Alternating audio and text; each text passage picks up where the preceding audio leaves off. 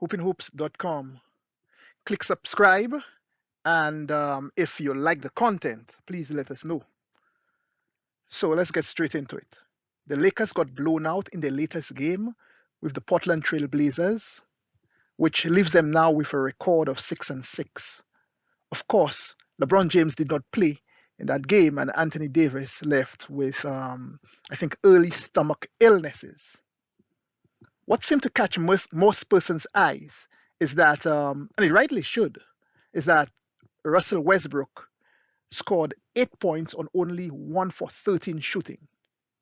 And that goes back to the belief among many analysts that Westbrook was brought over to the Lakers primarily so that when LeBron is not playing, the Lakers can continue to win games.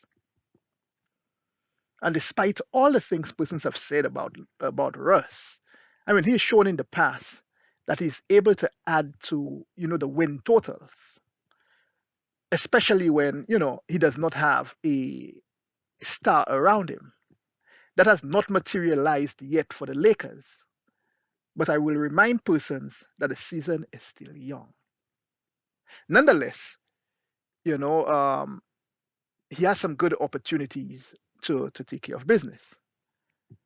I understand the loss against Portland, despite Dame Lillard in the past games struggling and the Blazers underperforming early. But this is a team that is capable, you know, on any given night to have a pretty good game. So I'm not concerned about the loss against Portland. If someone tells me, about the manner in which they lost, then okay.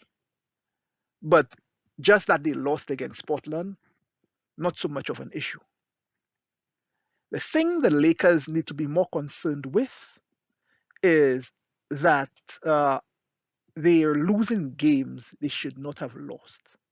And again, I'll say this, it is still too early in the season to be concerned.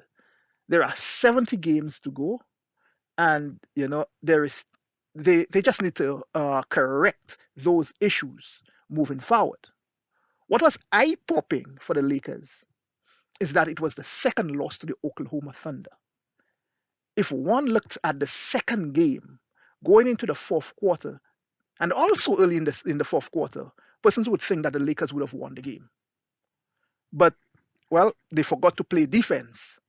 The Thunder outscored them by about 11. I think they scored 35 in the fourth, and they won the game. This is the second game with significant leads against Oklahoma that the Lakers lost. The first, they gave up a 26-point lead.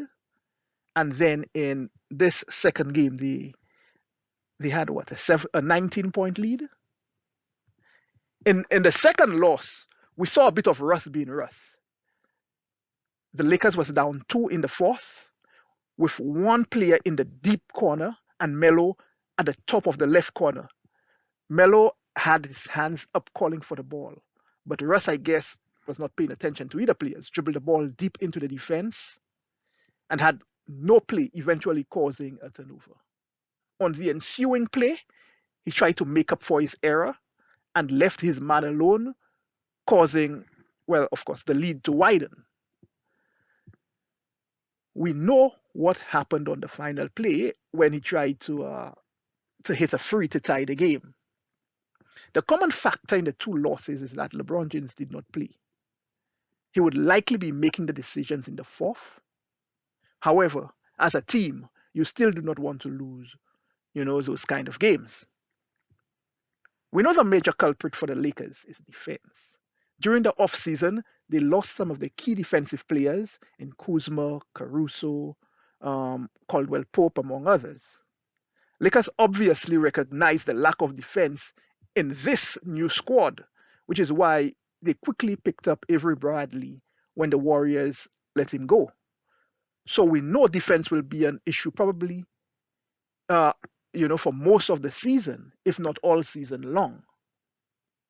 It is also known that having Russ, LeBron, and the team as currently constructed would take some time to get going.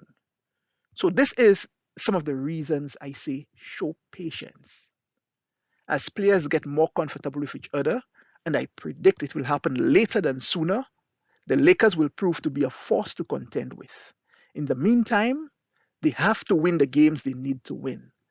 And I recommend that they stay away from the play-in tournament. Home court advantage will not be as big a factor for them as for probably some other teams. Hoopinhoops.com